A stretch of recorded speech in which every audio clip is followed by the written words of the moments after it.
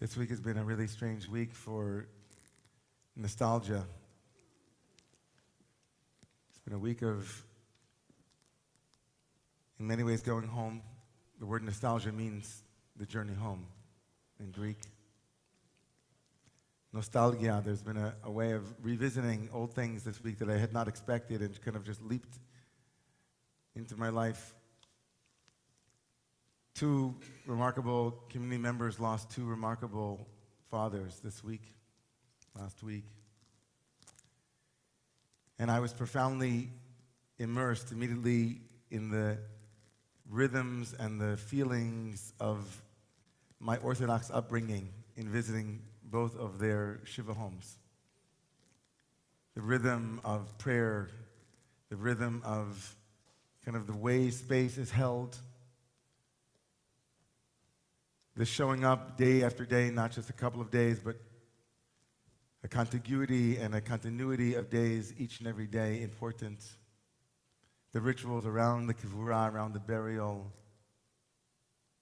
It was decidedly an immersion in a world that I used to live in. I used to walk those halls. And I swam this week in the immediacy of the feelings that it evoked. But I don't think anything prepared me, actually, for the third moment of funeral Shiva, when one of my dearest childhood friends, Alav Shalom, lost his mother this week. And immediately, my family, my father, my mother, my sisters, and my brother were all on our way back to our hometown.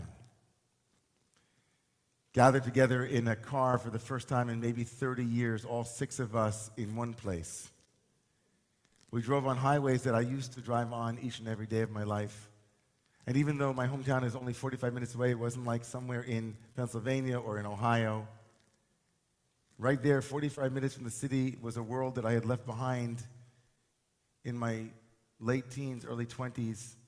And here we were driving by the stores that used to line Middle Neck Road and saying, "Oh, that's where the Baskin Robbins was." And my father, whose memory is not what it used to be, all of a sudden coming to life saying, "Oh, there's that." And we were swimming in recollection and in reverie and memory in a way that was remarkable, because where is that each and every day? I kept thinking to myself, where is that part of my body that all of a sudden felt like I was 14 again, and getting on my bike to go see Yitzi and Pia and passing by Officer Brown at the village police station. But where does that live in me? Me, the spiritual dilettante, the one who has a passport in every spiritual tradition, the one who thinks form is overrated because formless is so great. Me, the non-dual rabbi who, it's all one. My past, my present, my future. And even though I kind of was done with that, been there, therapy, rebirthing, trips, who knows? And here I am walking the streets as a grown man with my family. And I'm right back in my childhood. And the power it gave me, I felt buoyed by it. I felt that there were parts of me that weren't alive in a way. That was like the water of memory came and revivified energetic pockets of my being. It's like, oh, wow. I'm that kid that was, There's life in these things. There's life in these forms, there's life in these stories, there's life in these particularities. There's life even after we've graduated into the universal embrace of adulthood and living in a metropolitan city that is diverse with so many wonderfully different things and different places and different traditions and different restaurants. And all of a sudden, I was in the particular story of my life. And instead of being afraid of its parochial qualities, I wore it like a blanket. There's a Torah that Mark shared with me this morning that I couldn't stop thinking about all day. And so I want to revisit it and hope that I got it right. B'Shem Rabbi Gordon Tucker. In this week's Torah portion, we begin the fourth of the 5 books of Moshe, known as Bamidbar, the book of Numbers, but really it's about the wilderness, the desert, the uncertainty. And it begins with both an accounting of all of those who were in the desert, and then it goes on to list certain functions that the Levites and others had to take in the Mishkan and the tabernacle, that portable sanctuary in the desert. And one of the functions of the Levites, believe it or not, was to wrap up all of the sacred furniture. They were like a biblical Moshe's moving company, or flat rate, or schleppers, or whatever it is of your choice, you know.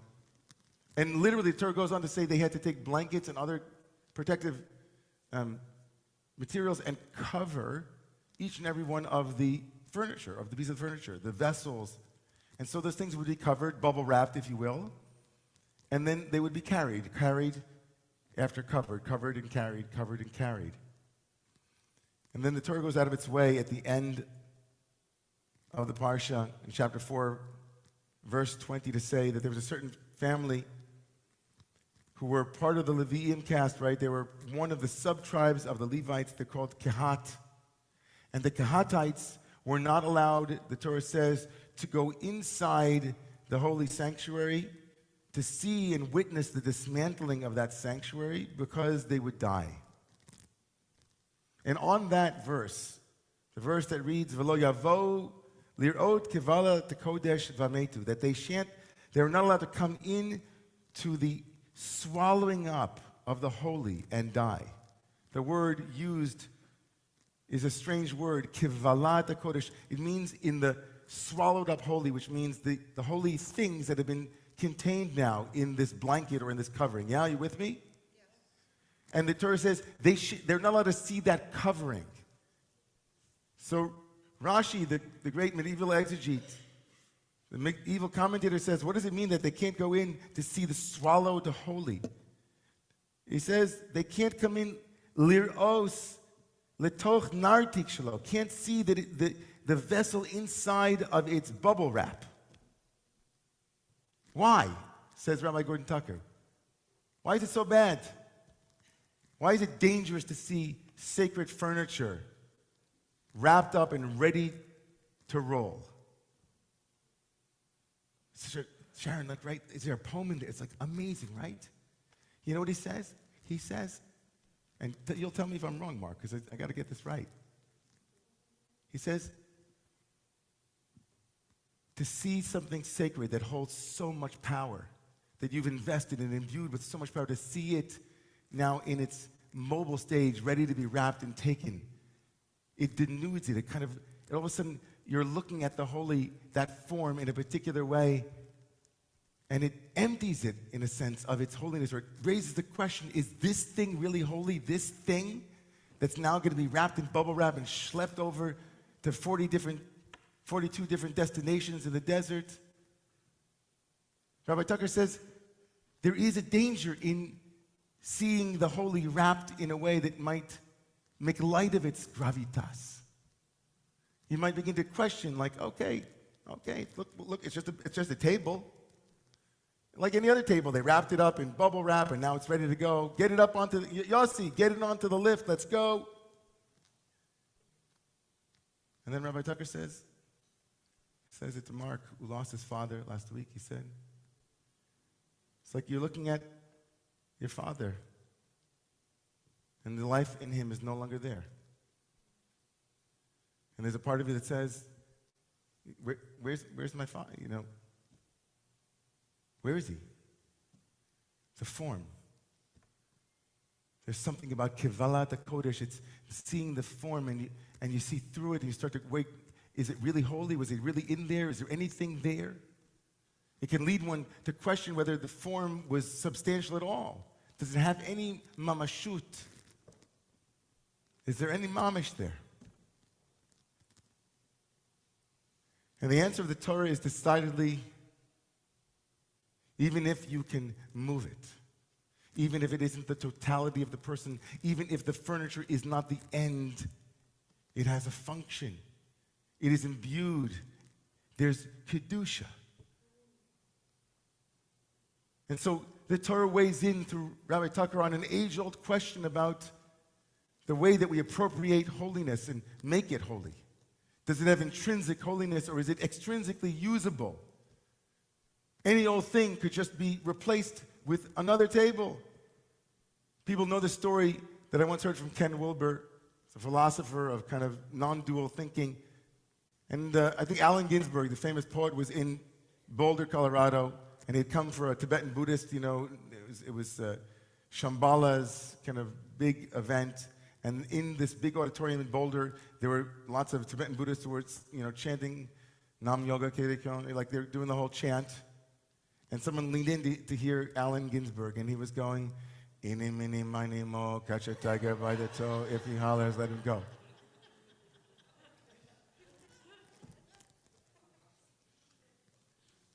It's just a chant. It's just a finger pointing to the moon. It's not the form that matters. It's what it's pointing towards. The Torah says you'll see this table and it's going to be covered, and you'll think to yourself, it's a table, okay. No, we'll go to IKEA. We'll get another table. They're interchangeable. The Torah says, no. These stories matter. This furniture matters. These words matter. Today's Yom Yerushalayim, the day that we celebrate as Jews, our return to our holiest sites. And the universalist in me says, oh, Gewalt, 6-Day War, the old city, complicated. No. We Jews spent 2,000 years not being able to go and touch the Western Wall. That holy furniture. Is it holier than a human being? Chalila, God forbid. Rabbi Yeshaya Leibowitz, one of the great professors of Jewish philosophy, whose famous sister was the great commentator on Torah, Rabbi Yeshaya Leibowitz said, if we make stones into something that is idolatrous, then we're idol worshippers too. We can make the Western Wall into an idol. But the other extreme, it's the Western Wall, it's the Koisel HaMavravi, it's the Western Wall. 2,000 years of Jews traversing over dangerous terrain to be able to put something and touch the wall, but found garbage there. So yeah, we celebrate Yom Yerushalayim today proudly. Going home and seeing the walls and the streets. They're packed with meaning and purpose and vitality. Are they the ultimate expression of enlightenment? No, but they're my story.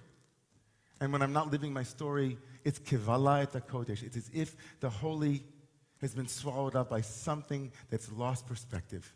Each and every face matters. Each and every taste matters. Each and every particular matters. Your desires matter. Your narratives matter. Kivala et hakodesh. If we lose sight of that, vametu, then we're dead. We're not alive. Your father's nusach, the way that your particular father prayed.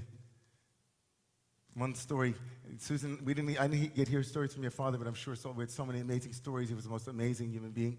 But I know a little bit with Mark, some stories. He said one of his enduring memories of his father, Menachem Mendel Martin, is that maybe you can connect to this because your father was also an incredible Baal Tefillah, a prayer leader. Said that his father would be preparing for the high holidays and would be working on the car, and he'd kind of go underneath the car with one of those sliding, those things with the wheels on. He'd be under the car and he'd be listening to great music of the davening leaders of the past generations on record. And all of a sudden he would roll out from underneath the car and he'd stop and he'd say, Mark, did you hear what he did right there? That little thing that he noticed, that little unique noticing that he said, I'm going to bring that particular piece. And that'll help people to release and to cry. Kivalas HaKodesh Vamesu. Lahavdil, in order to separate between something as sublime as a life and something much, much less sublime but no different in kind. This past Wednesday night, we made an announcement in our community that the building that we have been living in across the street for the last 5 years, a building that was the locus of the growth of the Romu community from an idea and a couple of people around a drum to a vibrant, dynamic community. It began in what is now called the Romu Center, but was once called the Grosvenor House, a historic annex of the YMCA, bought and built by a couple of Jews and given to the city for $2. It then became a home and a hub right here on the corner of 105th in Amsterdam. And in 2018, God blessed us, and that building came onto the market and allowed us to extend our Friday night and Saturday morning services that were here, but our offices were almost a mile away, and it allowed us to have a contiguous piece of real estate, a campus, if you will. Those walls have holiness in them. Those doorways had yeshiva students from all over the world. Those doorways and those floors saw dancing of a baby naming and of an ofruf, my own ofruf. Those walls held the Beit Rabban community for the last 2.5 years through a COVID epidemic. Those walls and those doors and that building across the street, although not perfect, belong to us. And there is a danger that we articulated last Wednesday night that that building will have to be sold. It might really need to be sold, and that might be exactly what needs to happen. But there will be a child, I think, one day who will walk by that building and remember childhood memories like I did this past Thursday. Memories of, oh, that's where I learned my first Aleph Bet. That's where I had my bar and bat mitzvah training and b mitzvah training. And over there, that's where Rabbi Ingber was, and Rabbi Kolaresis, and a couple of others. Those walls now have pictures of community members who helped build that building, if not literally, but figuratively, with their time and their talent and their treasure. I personally think that it's worth saving. Kivalata Kodesh Vametu. I think that building and its possibilities and its connection to this community and to the connection to the broader Bloomingdale community is profoundly important. It tells a story about a little shul that grew not in Brooklyn, but right here on the Upper West Side. If you'd like to be more illuminated by it and educated on what it would take to keep the building, we're going to have a Wednesday evening town hall meeting this coming Wednesday. But it's for all of us here as we re-enter our lives that were dramatically changed by COVID and by all of the interruptions that took place. How do we re-enter into those holy spaces, those particular spaces, with love and with awareness and with an awareness of grief and loss as well? Those things matter. We move too quickly to the Pollyannish observation that it's all okay. So a blessing tonight as our 4 B Mitzvah students will ascend the Bima tomorrow, Kevin and Jessica and Devora and Rachel. You've chosen an arduous and beautiful path to embrace the particular tradition called Yiddishkeit, which you were both born into and that you have embraced. You will stand here tomorrow and you will read words that are over 2,000 years old, in cantillation and musical trope that is equally time-honored. You will make a claim on the particular incarnational inheritance that belongs to you and you alone. It does not negate the formless embrace that you also taste. In fact, it only deepens it as you love God in all of her manifestations, as Jew, as human, as person.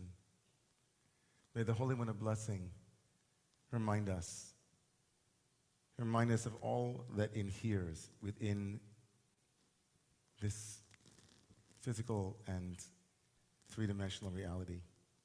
May God bless us to embrace all that makes us human so that we might love all who are human. Please rise.